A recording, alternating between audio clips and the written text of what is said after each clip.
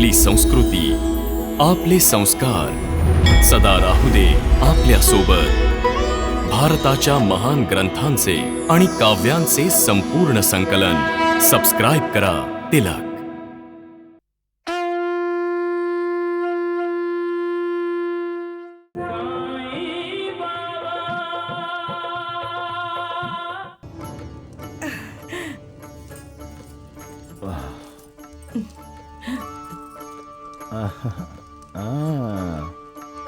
मंगल कारण राम लला, पतित पावन राम लला, कौशल नंदन राम लला, राम लला की जय। माझ्या संगे बोला मुलांनो, जय श्री राम हरे राम हरे।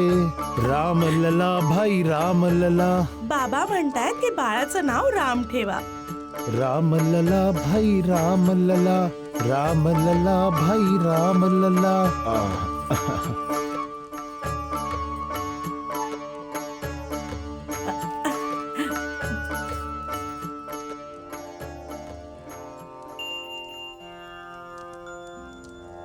समोरचा तुमचा कितीही तिरस्कार का करेना, तू त्याला प्रेमच दिलं पाहिजेस। स्वतःला त्या स्वामींच्या भक्तीत हजर कर। दिवस रात्र त्यांचंच ध्यान कर, त्यांचंच नाव घे। जो त्याच्या समवेत असतो, स्वामी त्याचीच सदैव साथ देतो। बाबा बाबा, अजून एक दुरात्मा आज पुण्यात्मा झाला। सबका मालिक एक।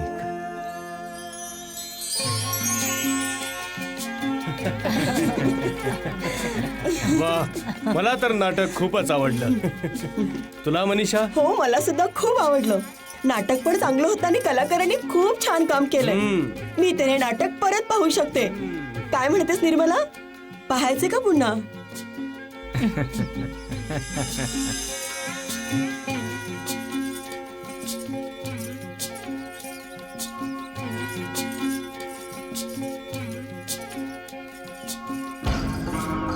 श्याम सुंदरनी तुझ्या हातात एक शस्त्र दिलंय, नाटकाची तिकट।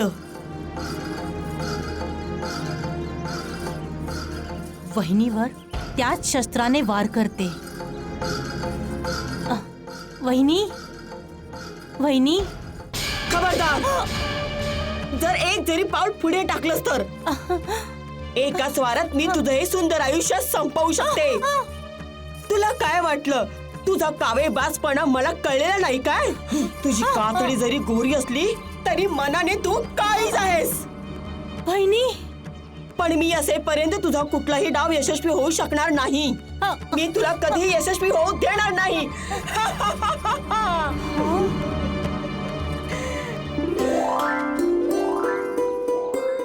काय नाटक होतं, मी तर विसरू शकत नाही।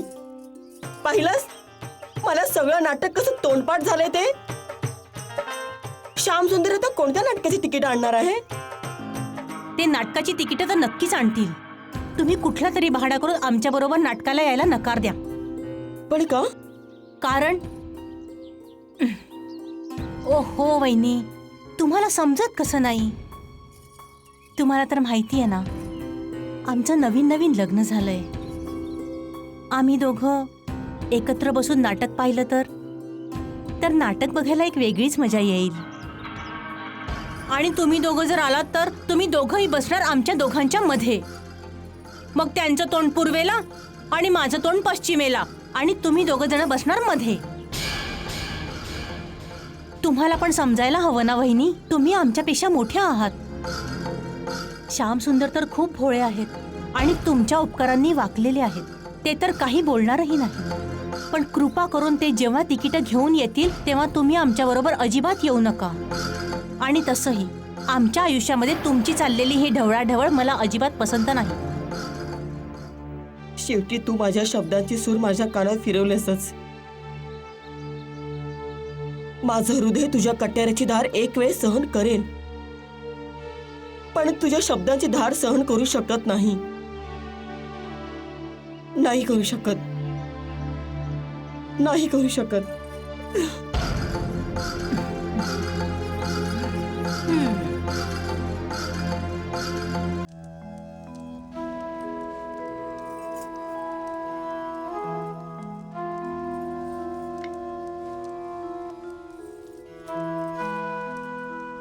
कसला विचार करताय रतनजी?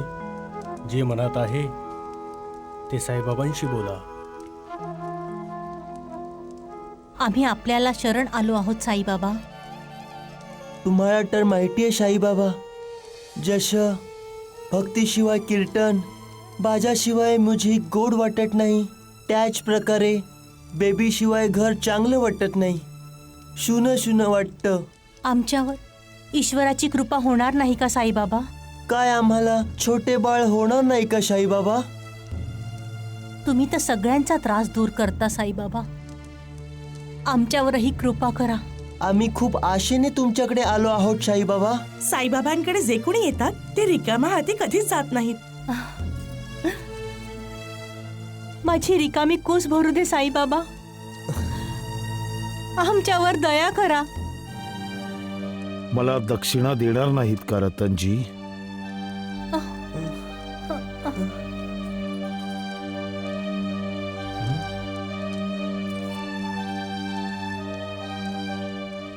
मला दक्षिणेचे 5 रुपये द्या. आमच्याकडे पैसे नाही आहेत साईबाबा. दरोडेखोरांनी आमच्याकडे जे काही होतं ते सगळं लुटून नेलं. तुझ्या खिशात 1 रुपया 2 आणे आहेत.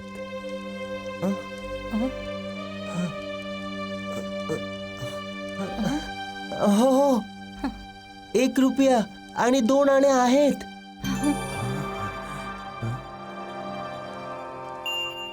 हे घ्या.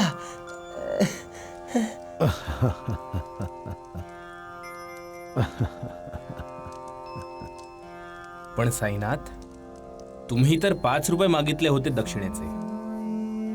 महाळसपती, रतनजींनी 3 रुपये 14 आणे आधीच दिले होते. पण आम्ही दोघं तर पहिल्यांदाच आपलं दर्शन घेतोय. आता चिंता सोडा. तुमचे वाईट दिवस संपलेत.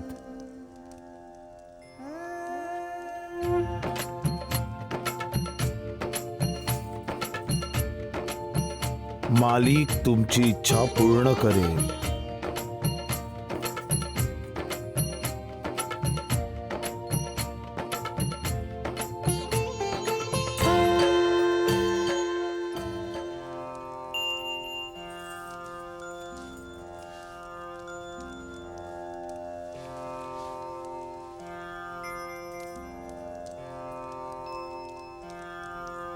रतनजी आणि यास्मिन आपल्याकडे काही मागायला आले होते, पण तुम्हीच उलट त्यांच्याकडे दक्षिणा मागितलीत.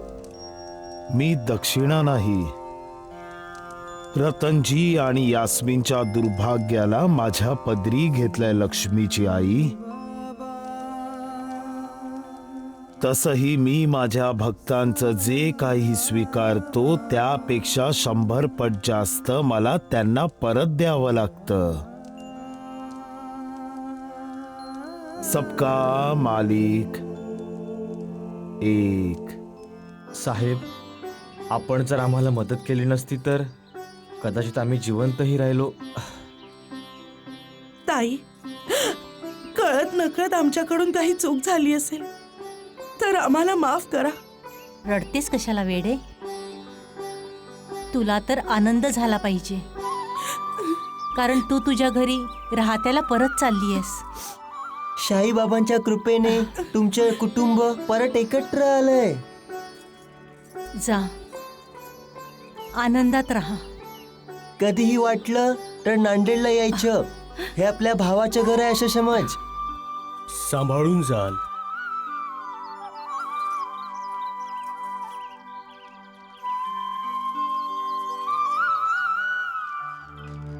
दास गणूजी, बोला.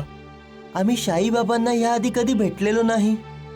मग ते असं का म्हणाले की आमचे 3 रुपये 14 आणे आधीपासूनच त्यांच्याकडे आहेत? तेव्हापासून मी हाच विचार करतोय. साईबाबांची लीला साईबाबाच जाणे. जर ते असं म्हणाले तर ते सत्यच असणार. तुम्ही जरा आठवून बघा की कधी साईबाबा नांदेडमध्ये आले होते?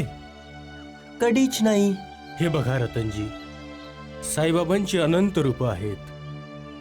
ते कोणत्याही रूपात आपल्या भक्ताच्या दारी उभे राहतात आणि त्याला मदत करतात. तुम्हाला आठवतंय जंगलात जेव्हा शकुंतलेच्या बाळाच्या पोटात दुखत होतं तेव्हा एक फकीर आला होता आणि त्याने बाबांचा अंगारा दिला होता.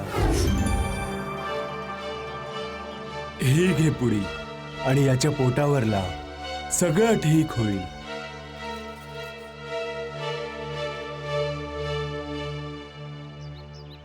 हो, तोच फकीर होता. तोच फकीर होता. हो, मला चांगलं आठवतंय. जो फकीर आपल्याला जंगलात भेटला होता तो आपल्या घरीही आला होता आणि आणि आपण त्याचा आदरातिथ्य पण केलं होतं. हो, मलाही आठवतंय. आम्ही त्याच्या फेवरच्या रिटर्नसाठी काही पैसे खर्च केले होते का? आठवून पहा. हो, आम्ही त्या फकीराच्या फेवरच्या रिटर्नसाठी 3 रुपये 14 आणे खर्च केले होते. हा, मग ते साईबाबाच होते. आपण त्यांना 3 रुपये आणि 14 आणे तेव्हा दिले होते. साईबाबाच्या लीलेस प्रणाम. मी शिर्डीत जरी असलो तरी शिर्डीच्या बाहेर पण काय चालू आहे ते मला सगळं माहीत असतं. तुम्ही कुठेही असाल, काहीही करत असलात तरी नेहमी लक्षात ठेवा की तुम्ही जे काही करत असता त्याचं ज्ञान मला असतं. तुम्ही श्रद्धेने माझ्याकडे काही मागितलं तर मी रिकाम्या हाती तुम्हाला परत पाठवणार नाही. तुम्ही जिथे कुठे माझं स्मरण कराल तिथे मी तुमच्या सोबतच असेन. कारण मी सर्वव्यापी आहे. सगळ्या चराचरांत मीच आहे. जे माझ्यावर विश्वास ठेवून सदैव माझं स्मरण करतात त्यांची सगळी कार्य मी स्वतः पूर्ण करतो आणि अखेर मी त्यांना सद्गती प्रदान करतो. सबका मालिक एक. इतकं सगळं झाल्यावरही तुझी ती मनीषा वहिनी तुझ्यावर नाराज नाही झाली. याचा अर्थ असा होतो की ती एक कमजोर बाई आहे. आईच्या मायेला कधी कमी समजू नकोस. आणि तू हे विसरू नकोस की तिने श्याम सुंदरला आपला मुलगा मानलंय. पाहिलं, तुम्ही परत बोललात. जर तुम्ही काही बोलला नाही तर तुम्हाला अन्न पचणार नाही का? तुम्ही गप्प बसा. हा तर मुली, सगळ्यात आधी तुझ्या त्या मनीषा वहिनीवर आपण वार केला पाहिजे. आघात? चुप. आपण असं काहीतरी केलं पाहिजे ज्यामुळे मनीषाचं मन दुखावलं जाईल. नाही आई, मनीषा वहिनी मनाने खूप चांगली आहे. मी कधीही त्यांना दुखावलं तर मला त्या गोष्टीचा त्रास होतो.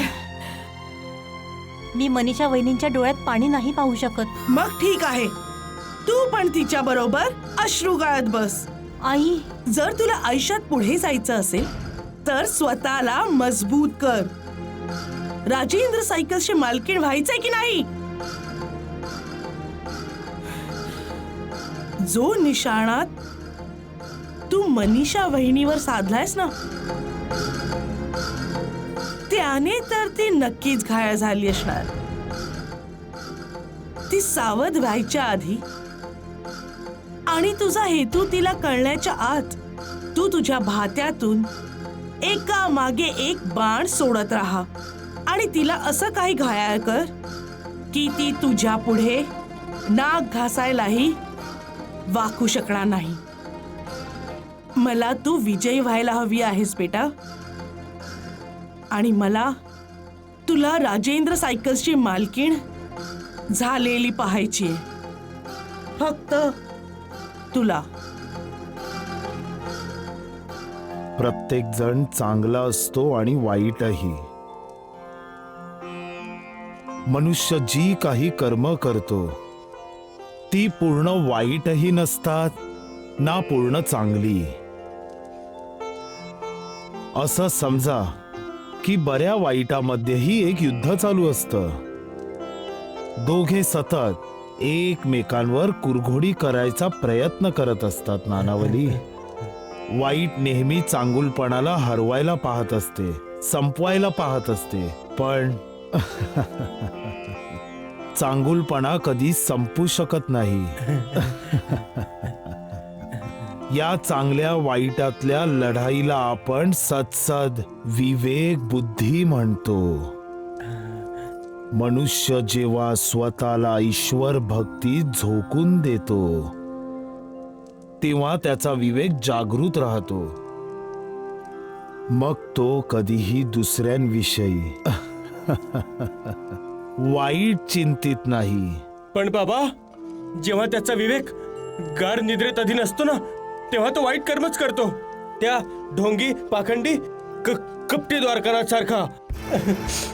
राम राम राम राम द्वारकानाथजी. तो माकड नानावाली तर संपूर्ण शिर्डीभर सगळ्यांसमोर आपला धडधडीत अपमान करतोय. हा, म्हणत होता की कोंडाजीचा विवेक तर जागा झालाय. हो वैद्यबुवा, हे सगळं त्या साईबाबामुळेच होतंय. तोच नानावलीला उकसवतोय. राम राम राम. अहो द्वारकानाथजी, ती सुंदराबाई तरी कुठे काय करते इथे शिर्डीत येऊन? या सुंदराबाईनी ना कधी हार मानलीये आणि ना कधी मानेल. साईबाबा पुढे तुला हार पत्करावीच लागेल. साईबाबा म्हणतात ना की ते त्यांच्या भक्तांपासून कधीही लांब राहू नाही शकत. जिथे भक्त असतील तिथे तेही असणारच. भक्तीच्या प्रभावाखाली भगवंत, भक्तीच्या प्रभावाखाली भगवंत.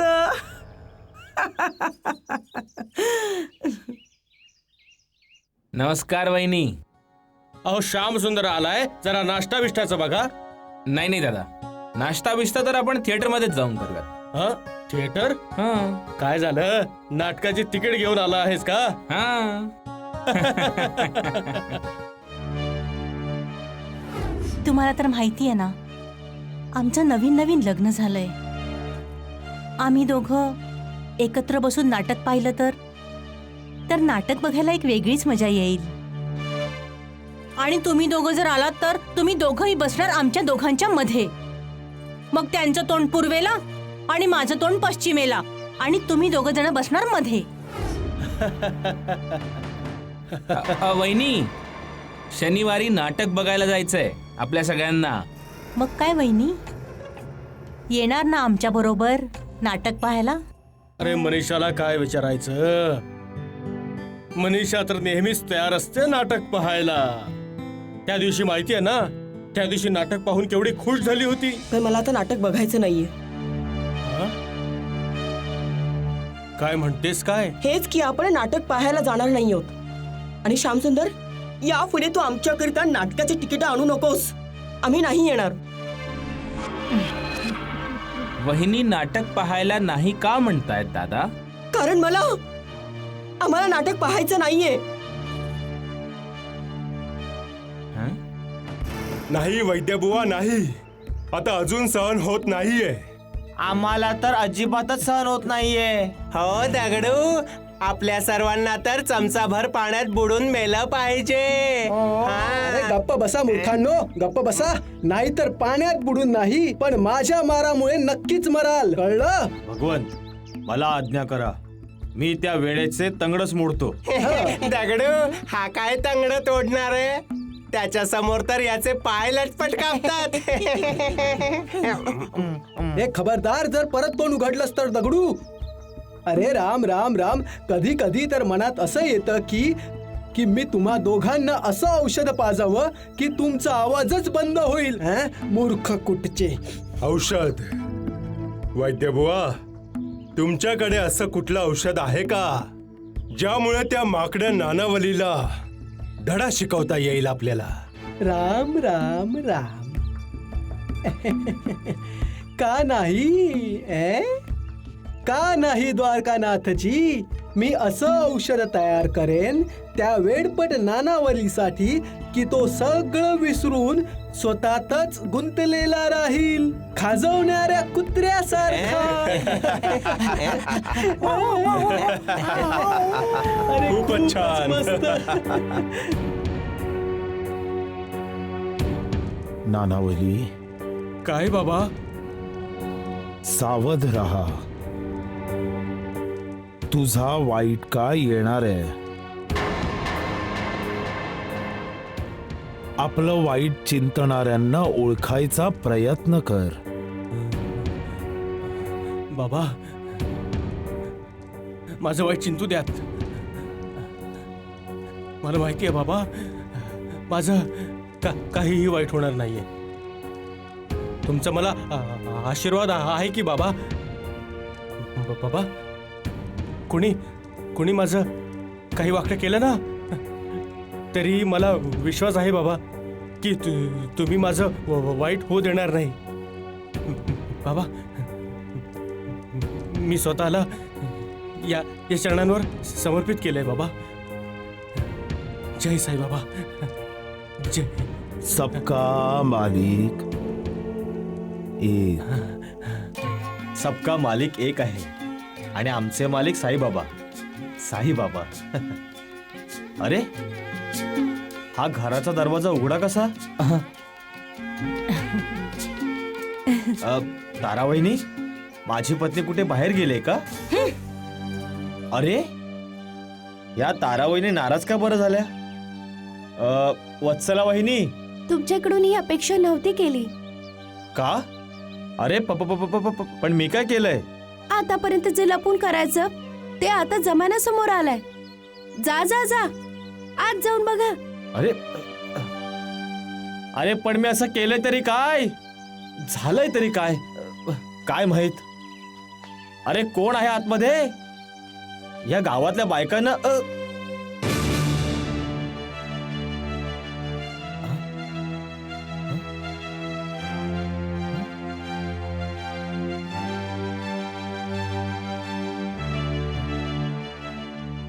साईबाबा, हे सगळं काय चाललंय?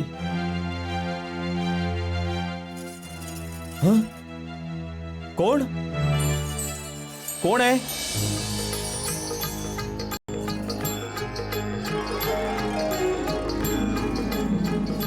मी आहे. बाई, तू माझ्या घरी? हो, विहीर तहानलेल्याकडे येत नाही तर तहानलेल्याने विहिरीकडे चालत यावं लागतं माधवरावजी. लांब लांब काय करतेस? माझं लग्न झालंय. पण मी कुठे तुम्हाला माझ्याशी लग्न करायला सांगते? तू जा इथून. बघा माधवरावजी, तुम्ही तर शिर्डीचं नाक आहात. तुम्ही जर रस दाखवलात तर शिर्डीचे सगळे लोक माझं नृत्य पाहायला येतील. सुंदराबाई, तुझं नृत्य पाहण्याऐवजी मी साईबाबांची भक्ती करणं पसंत करीन आणि त्यांच्या बरोबर राहीन.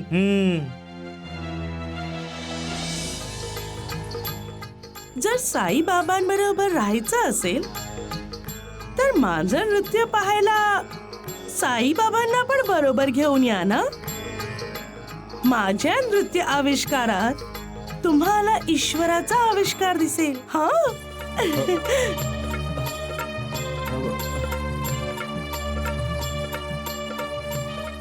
थांब सुंदराबाई,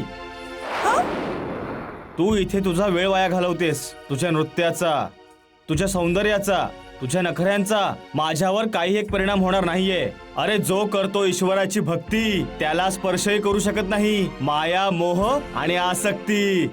मला आव्हान देताय तुम्ही? नाही, कुठलंही आव्हान देत नाहीये. कृपा करून तू जा इथून. माझं नृत्य पाहायला येणार का?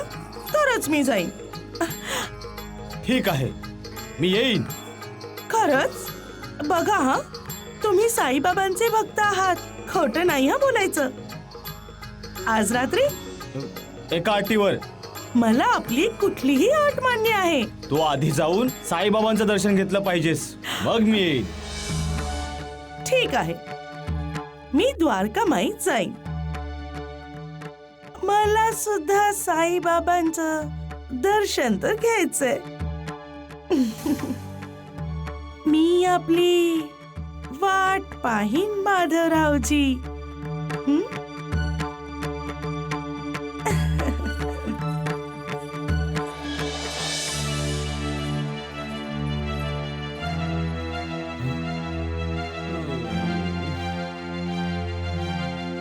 साईबाबा, हा कसला खेळ खेळताय तुम्ही? मनीषाने नाटक पाहायला नकार का दिला? काय कारण असू शकेल? श्याम सुंदर किती निराश झाला होता. काय माहित मनीषाला अलीकडे काय झालंय ते. जरा विचित्रच वागायला लागली आहे. दुरावा वाढत चाललाय रामलाल.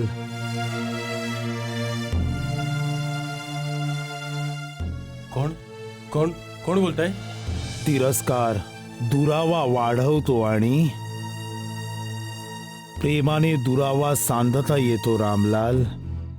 कोण कोण आहात तुम्ही? दुरावा इतका वाढू देऊ नकोस की सांधण्याचे प्रयत्न करूनही सांधता येणार नाही.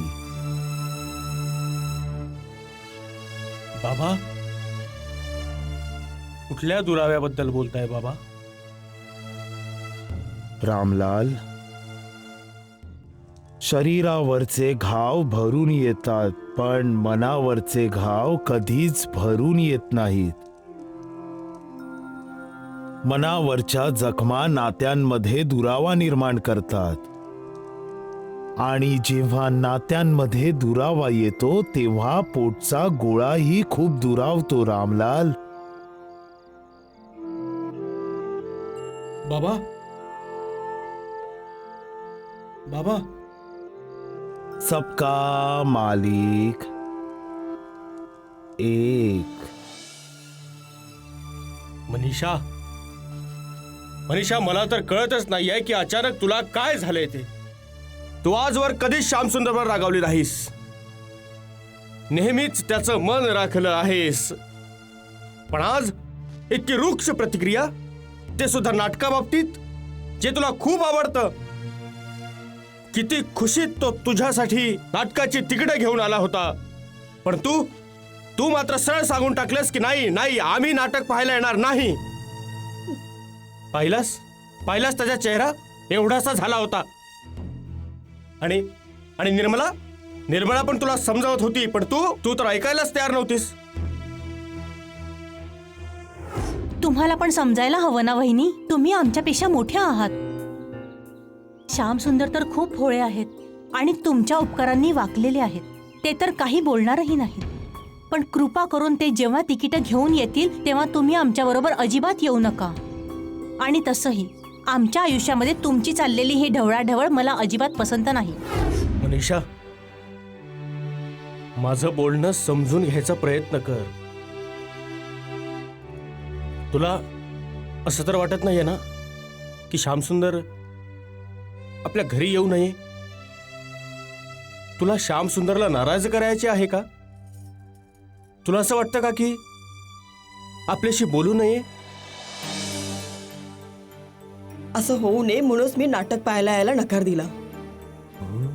मला नाही वाटत की श्याम सुंदर आणि निर्मला आपल्यापासून दूर राहावेत. मी समजलो नाही. मग समजून घ्या, त्यांचं अजून नवीन लग्न आहे ना. मग त्यांना एकांत मिळायला नको का? जर आपण सारखेच त्यांच्याबरोबर असलो तर ते एकमेकांशी मन मोकळेपणाने कधी बोलतील? त्यांना एकांत कसा मिळेल? बरोबर बोलतेस मनीषा. बायकांचं मन बायकांनाच कळतं. आता आपण निर्मला आणि श्याम सुंदरच्या सुंदर आयुष्यात ढवळाढवळ करायला नकोच.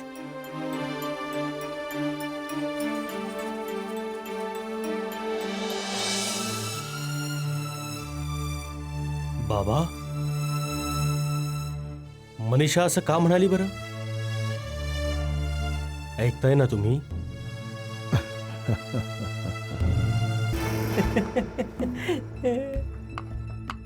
आता खरी मजा येईल.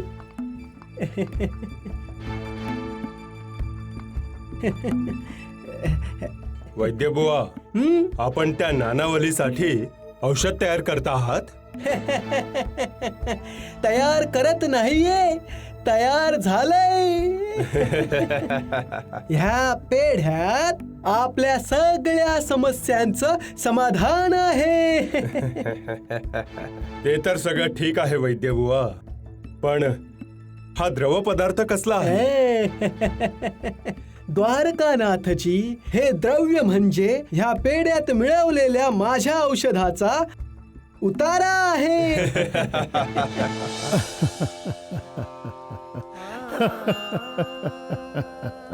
आपण हसताय का साईबाबा? सुंदराबाई तुमच्या दर्शनासाठी येते म्हणून?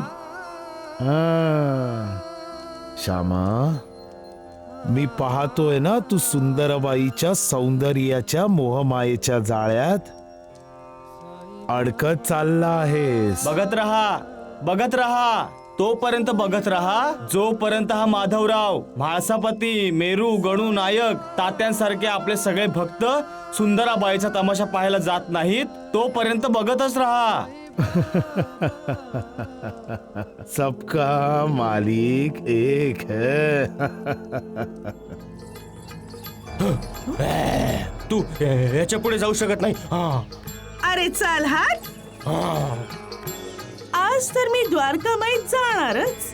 आज मला कोणीही अडवू शकत नाही. मी सगळं ऐकतोय, सगळे बघतोय आणि मला सगळं माहित आहे. श्यामा, माझ्यापासून काहीच लपलेलं नाहीये. काही लपत नाही. मग सुंदराबाई कशासाठी येते ते पण माहीतच असेल ना. मग थांबवा तिला. का मी माझ्या भक्तांना कधी माझ्याकडे येण्यापासून वंचित ठेवतो? हो ना लक्ष्मी? आपण बरोबर बोलताय. अरे काय बरोबर बोलताय? सुंदराबाई काय बाबाची भक्त आहे? तर नाहीये तर मग इथे काय येते? गुरुजी, बाबांकडे जे कोणी येतात ते बाबांचे कृपा प्रसाद घेण्यासाठीच येतात. इथे येणारा प्रत्येक जण साईबाबांचं मन जिंकून घेण्यासाठी येतो. सुंदराबाई त्यासाठीच येते. हो ना साईबाबा? अरे आपल्या दोघांचा तर 72 जन्मांचा संबंध आहे. अरे वा, आज तू हे बोलतोयस. हीच गोष्ट जेव्हा मी तुला सांगायचो तेव्हा तू हसायचास. सुंदराबाई आणि तुझा किती जन्मांचा संबंध आहे ते सांगू का? बास साईनाथ, बास बास. तिचा आणि माझा भले 172 जन्मांचा संबंध असेल, पण ह्या जन्मात मला तिच्याशी कोणताही संबंध ठेवायचा नाहीये. हा, आपण रागवताय काय गुरुजी? साईबाबा तर जराशी गंमत करतायत.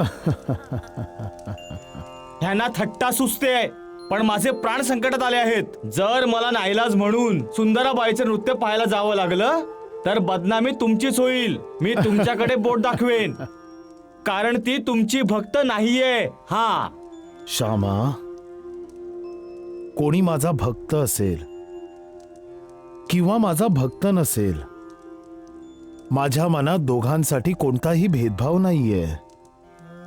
दोघेही माझेच असतात. जे माझे भक्त नाहीये त्यांना भक्ती मार्गावर आणण्यासाठी कधी कधी मला चमत्कारही करावे लागतात.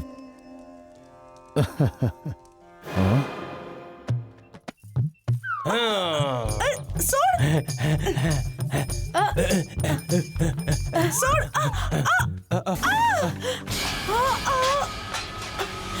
आई ग माझा पाय आई ग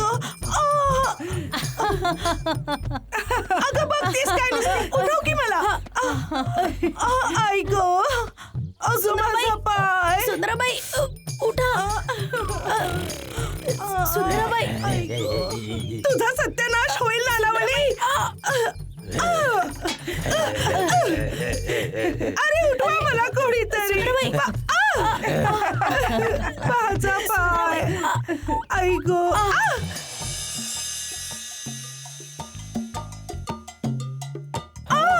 सुंदराबाई घाबरण्यासारखं काही झालं नाहीये. हाडाला काही झालं नाहीये. सुंदराबाई हा थोडी लचक आहे. पण लचक भरल्याने एवढी वेदना होईल वैद्य बुवा. मी लेप लावला की सगळं ठीक होईल, समजलं? वैद्य बुवा, तुम्ही हो म्हणालात तर सुंदराबाईचे पाय मी चेपून देऊ का?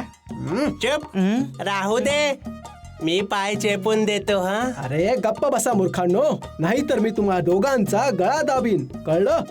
अरे वैद्य बुवा, या दोन मूर्खांचं जाऊ द्या. तुम्ही सुंदराबाईला लेप लावा. बघा तर तिला किती वेदना होत आहेत ते.